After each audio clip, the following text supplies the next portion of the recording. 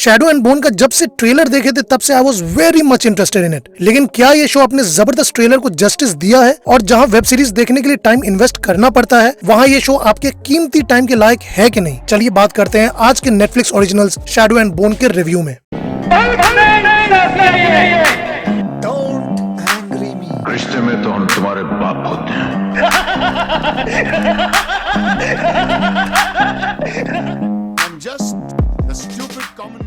सबसे पहले सबसे इंपॉर्टेंट बात और वो ये है कि इस शो को आप नेटफ्लिक्स पे देख सकते हैं, और उससे इंपॉर्टेंट बात ये है कि इसका हिंदी डब वर्जन भी अवेलेबल है। एंड सिर्फ आप लोगों के लिए मैं एक एपिसोड हिंदी में देखा था जस्ट टू चेक कि इसका हिंदी डबिंग कैसा है, and I must say I am impressed. ये शो बेस्ड है ऑथर ले बर्डुगो के ग्रीशावर्स ट्रियोलॉजी के नॉवेल्स पे, और मैं नॉवेल्स तो बिल्कुल भी नहीं पढ़ा हूँ, तो मुझे कोई आइडिया नहीं है कि ये बुक्स के मुकाबले कैसी है। और अगर आप पढ़े हैं तो मुझे कमेंट सेक्शन में जरूर बताइएगा कि बुक बेटर था या शो। एनीवेज, बात करें अगर स्टोरी की, तो शैडो एंड बोन रिवॉल्व करता है अलीना के अराउंड। नहीं, वैम्पायर डायरीज की अलीना नहीं, एलिना स्टारकोव के अराउंड, जो एक ऑर्फन है और वो एक मैप मेकर का काम करती है अपनी कंट्री राफ्का के फ्रंटलाइनर आर्मी के लिए। अब एक बैटल के दौरान उसे पता चलता है कि वो एक ग्रीशा ग्रुप से बिलोंग करती है जिनके पास सुपर ह्यूमन पावर्स है। और इनफैक्ट ये भी पता चलता है कि Alina the most powerful person है, जहां वो सूरज की रोशनी के पावरफुल रेस को ट्रांसमिट कर सकती है, और इस वजह से उसको सन समनर भी कहा जाता है, जो एक प्रोफेसी का हिस्सा है। और वो प्रोफेसी ये है कि सिर्फ एक सन समनर ही एक भयानक पिच ब्लैक मॉन्स्टर्स से भरा फॉग के थ्रू लोगों को सेफली क्रॉस करवा सकती है, जो राफ्का देश को दो हिस्सों में बांटा हुआ है। और इस मॉन्स्टर से भरा ब्लैक फॉग को शो में द फोल्ड कहा गया है। अब जब अलीना इतनी पावरफुल है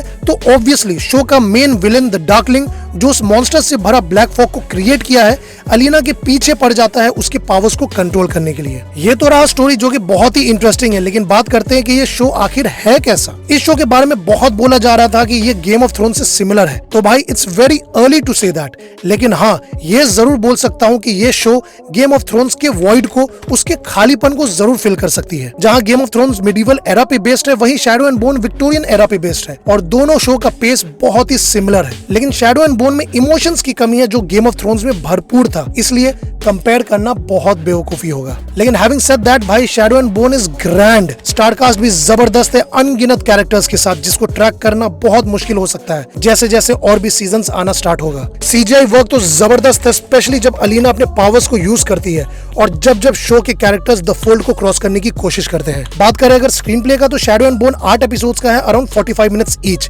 लेकिन इस शो का असली इंटरेस्ट आपको तीसरे एपिसोड से आना स्टार्ट होगा। एटलीस्ट मुझे तो उसी टाइम से आना स्टार्ट हुआ था। पहला 2 एपिसोड शो का थोड़ा स्लो चलता है, जहां सभी कैरेक्टर्स को धीरे धीरे इंट्रोड्यूस किया जाएगा और उनका मोटिव्स आपके सामने रखा जाएगा। प्लॉट डेवलपमेंट और कैरेक्टर डेवलपमेंट पहले 2 एपिसोड में थ्रू आउट रहेगा, जो आपको थोड़ा बोर जरूर कर सकता है। लेकिन अगर आप ये 2 एपिसोड क्रॉस कर गए बिना हिम्मत हारे, तो ट्रस्ट मी, बाकी का 6 एपिसोड आपको बहुत मजा आने वाला है। शो सीधा 3rd गियर से लेकर 5th गियर पे निकल जाता है 3rd एपिसोड के बाद, जहां स्टोरी के साथ साथ कैरेक्टर्स भी बहुत इंटरेस्टिंग होने लगते हैं। शो में एक्टर्स का परफॉर्मेंस जबरदस्त है। Lead character Alina Starkov played by Jessie Mei Li is a treat to the eyes, और आपकी नजर उनसे हटेगी ही नहीं। अलीना का बेस्ट पार्ट ये था कि सबसे पावरफुल होने के बाद भी वो बहुत ही स्वीट लगती है, जो उनके कैरेक्टर को बेसिकली रिफ्लेक्ट करता है। दूसरी तरफ द डार्कलिंग, जिसका रोल बेन बार्न्स प्ले कर रहे हैं, उनका भी परफॉर्मेंस टॉप नॉच था। लेकिन पर्सनली मुझे सबसे बेस्ट परफॉर्मेंस लगा अमिता सुमन का, जो एक नेपाली एक्ट्रेस है और इस शो में वो इनेज गाफा का रोल प्ले कर रही हैं। उनका performance was simply brilliant. Expressions हो या इमोशंस,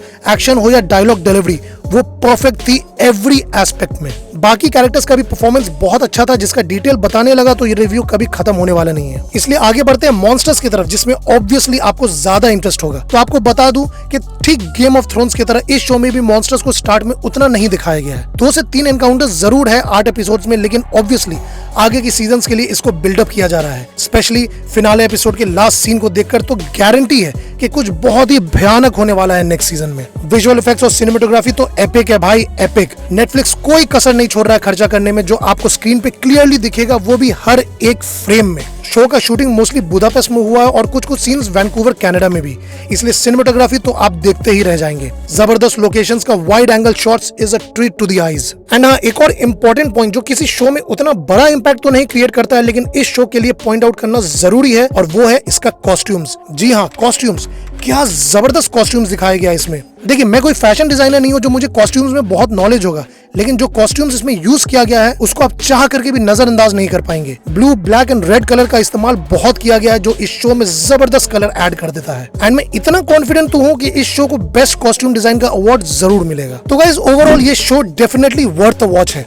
मैं मस्ट वॉच अभी नहीं बोलूंगा क्योंकि और भी जबरदस्त से जबरदस्त शोज हैं, लेकिन शैडो एंड बोन आपको डिसअपॉइंट तो बिल्कुल भी नहीं करेगा। हो सकता है कि दूसरे सीजन के बाद ये एक मस्ट वॉच हो जाए, लेकिन एट प्रेजेंट ये एक डेफिनेटली वर्थ अ वॉच है, जहां नेगेटिव्स के नाम पे सिर्फ पहला 2 एपिसोड है जो शो को थोड़ा स्लो कर देता है। उसके अलावा ये शो में सब कुछ है जो आज के ऑडियंस को चाहिए। मैजिक, मॉन्स्टर्स, एक्शन और एक फैंटेसी से भरी ऐसी दुनिया जिसमें धीरे धीरे आप समा जाएंगे। और इनफैक्ट मैं थोड़ा बहुत बुक्स पे रिसर्च किया था तो उससे समझ में आया कि आगे का सीजन बहुत जबरदस्त होने वाला है। इसलिए वॉच दिस एंड मुझे कमेंट सेक्शन में जरूर बताइएगा कि ये शो आपको कैसा लगा। एंड और भी reviews and beyond imagination movie recommendations देखने के लिए चैनल को सब्सक्राइब करके बेल आइकन दबाना मत भूलिएगा। तब तक के लिए मिलते हैं आपसे इंस्टा, फेसबुक एंड ट्विटर में या फिर मेरे नेक्स्ट रिव्यू में। Thank you guys for watching.